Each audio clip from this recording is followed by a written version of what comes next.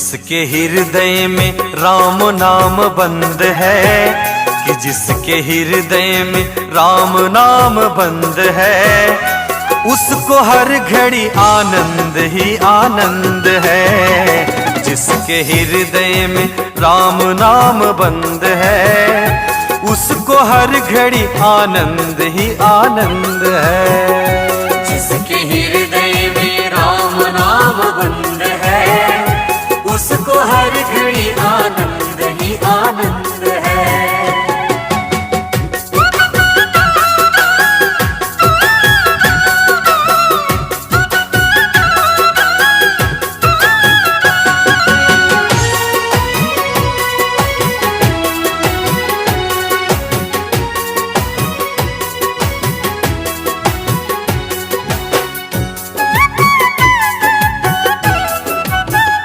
लेकर सिर्फ राम नाम का सहारा, इस दुनिया से करके किनारा।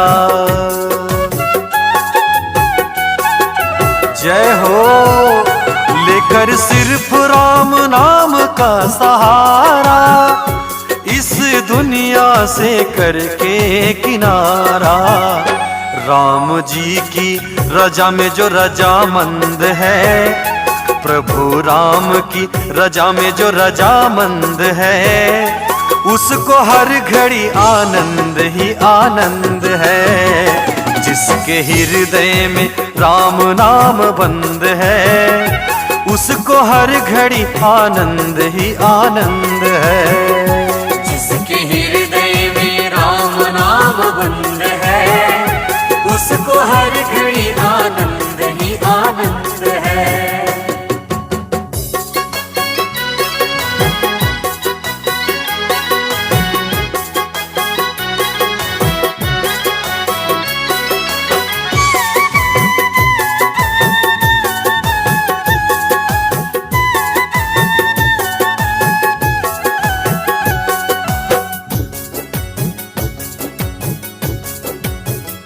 बुरी संगत की रंगत से दूर रहे, निंदा चुगली कभी ना किसी की कहे।